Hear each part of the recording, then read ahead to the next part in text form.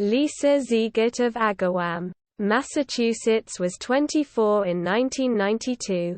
A middle school teacher's aide by day. She worked at Brittany's card and gift shop at night. She and her boyfriend Blair were very much in love. Lisa believed they would marry one day and have children. Her mother Dee would remark that Lisa was a good person with a beautiful smile who warmed a room. When she walked in, a friend visited Lisa at her second job the evening of April 15, 1992, disturbed by a tall, thin man with dark hair who was clearly hovering. She wished he would go away.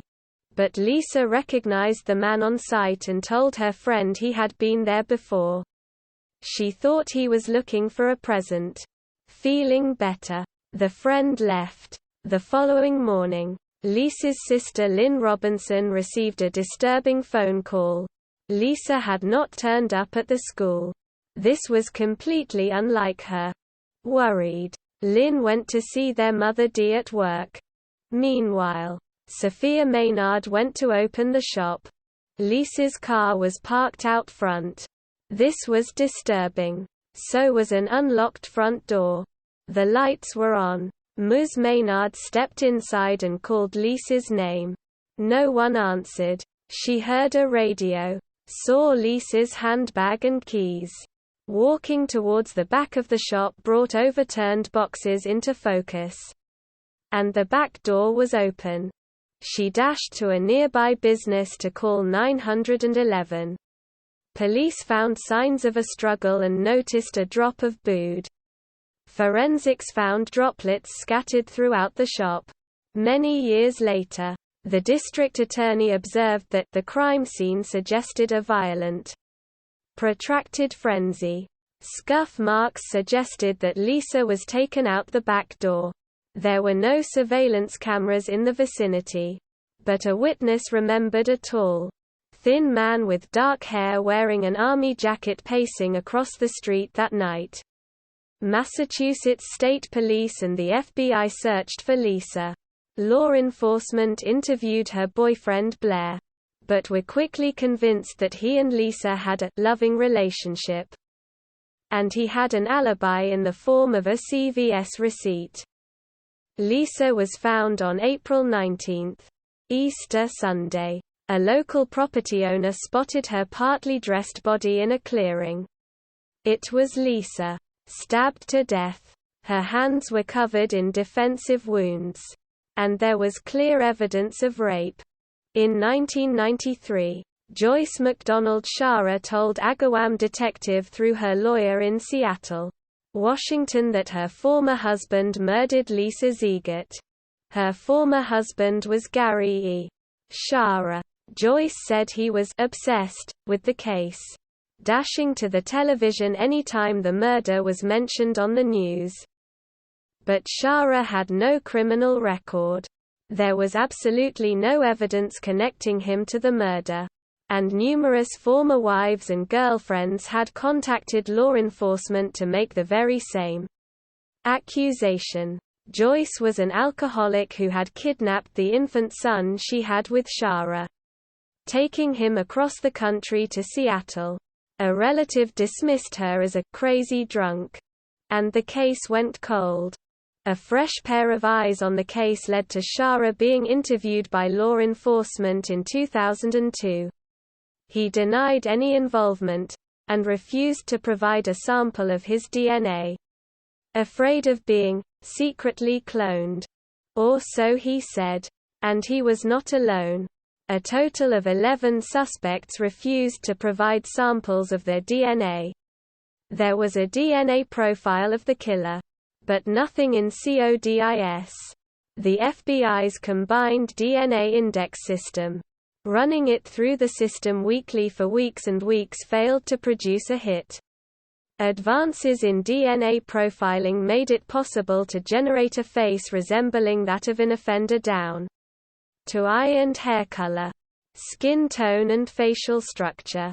This offender was of Northern, Western and Southern European descent, with dark hair and eyes and light, freckled skin. that automatically excluded any suspects whose ancestors came to America from different parts of the world. And as a state trooper commented, law enforcement could rule out a suspect with blonde hair and blue eyes. Lisa's family never gave up. Her mother Dee appeared on NBC's Unsolved Mysteries. But this did nothing other than generate numerous false leads. In 2017, District Attorney Anthony Gullouni took the case to a grand jury. The grand jury voted to issue subpoenas to the 11 suspects who had refused to provide DNA samples. Now they were legally compelled to comply. Law enforcement paid Shara a visit at home on Wednesday, September 13, 2017. He was not there. His roommate promised to tell him about the visit and to contact law enforcement. Shara spent the night with his girlfriend, which she found strange. This was not usual. As it so happened, she observed that he appeared to have little interest in sex. She saw the letter he left for her the following morning. After reading his confession to the kidnapping, rape and murder of a young woman, she immediately contacted the police, quickly turning over the letter. A holographic will Shara wrote and a handwritten apology addressed to the Ziegert family. A warrant was issued the following day, Friday, September 15, for the arrest of Gary Edward Shara, 48, of West Springfield, Massachusetts, and there was a search warrant for his residence. Law enforcement seized a number of items likely to have his DNA, including a toothbrush. DNA was extracted from material on the toothbrush. It matched that of the person who raped and murdered Lisa in 1992. Shara was arrested in Connecticut at a hospital there, having attempted suicide. On Saturday, September 16, everyone who knew him was stunned. He was a proverbial nice, mild-mannered man. District Attorney Anthony Gullouni announced at the hastily organized press conference, "The 25-year-long search for answers is over." D. Ziegert was by his side. The letter he wrote is heavily laden with self-pity. Shara felt deeply sorry for himself. But he never pitied the young woman he stalked, kidnapped, raped and stabbed to death.